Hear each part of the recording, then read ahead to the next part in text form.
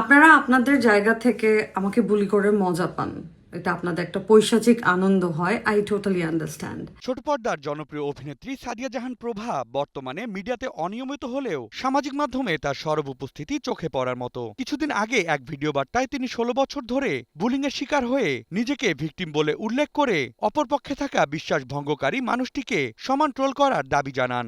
People, আপনারা যারা যারা জানেন না আমি কেন এই পোস্টটা করেছি, আমি আমাকে রিলেট করে কিছু বলি নাই। বিষয়টিকে অনেকেই রাজীব প্রভার সেই বিতর্কিত ভিডিওর খোলাসা বলে মনে করলেও ভিডিও বার্তার ৪ মিনিট ১০ সেকেন্ডের মাথায় তন্ময় নামের এক ব্যক্তিকে ক্রিমিনাল বলে উল্লেখ করে নিজের অভিযোগ ব্যক্ত করেন প্রভা। তারপরও সামাজিক মাধ্যম, ওয়েব পোর্টাল তথা বিভিন্ন গণমাধ্যমে তাকে ঘিরে মিথ্যাচার এবং পুরনো ইস্যুতে হলুদ সাংবাদিকের প্রতি ক্ষিপ্ত হয়ে সামাজিক মাধ্যম ফেসবুকে আরেকটি ভিডিও বার্তা প্রকাশ করেন তিনি।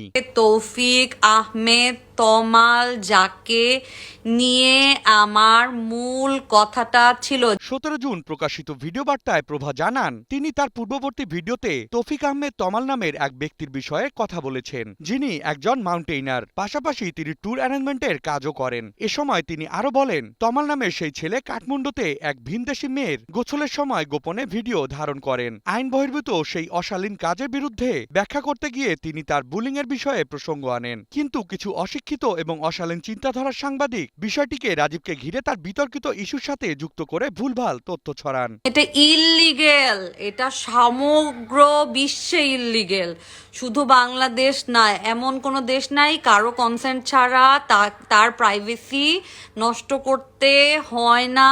কারো অনুমতি ছাড়া প্রাইভেসি নষ্ট করার বিষয়কে অনৈতিক বলে উল্লেখ করে তিনি তাকে ঘিরে বিতর্ক ছড়ানোর বিষয়ে ক্ষিপ্ত হন। এ সময় তিনি ভিউ ব্যবসার পিছে না ছুটে তমালের মতো ক্রিমিনালকে নিয়ে নিউজ করতে বলেন। এক্ষেত্রে তিনি হলুদ সাংবাদিকদের শিক্ষাগত যোগ্যতা নিয়ে প্রশ্ন তোলেন এবং সামাজিক দায়বদ্ধতার জায়গা থেকে সাংবাদিকদের বিষয়বস্তু বুঝে তারপর সংবাদ করতে আবেদন করেন।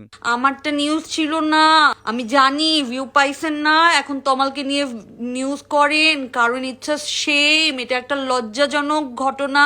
বিগত ভিডিও বার্তার প্রায় ৮ মিনিট দৈর্ঘ্যের ভিডিওর রেশ ধরে তিনি বলেন, একজন মানুষের জীবনের একটি ঘটনা দিয়ে তাকে সারা জীবন বিচার করা কিংবা সেই ঘটনাকে বারবার সামনে এনে তাকে অপমান করা কোনোভাবেই মানবিক আচরণ নয়। এ সময় তিনি আরো বলেন, যারা আরেকটা মানুষের ক্ষতি করে তাদের অনুমতি ছাড়া তাদের প্রাইভেসি ডিসক্লোজ করে সেটা গুরুতর ক্রাইম। সেই মানুষগুলোকে বুলিং না করে আপনারা ভিকটিমকে ক্রমাগত বুলিং করে যাচ্ছেন। এক্ষেত্রে আমাকে বুলিং না করে যদি ক্রিমিনালদেরকে বুলিং করতেন তাহলে হয়তো পৃথিবীতে এ ধরনের অপরাধের জন্ম হতো না।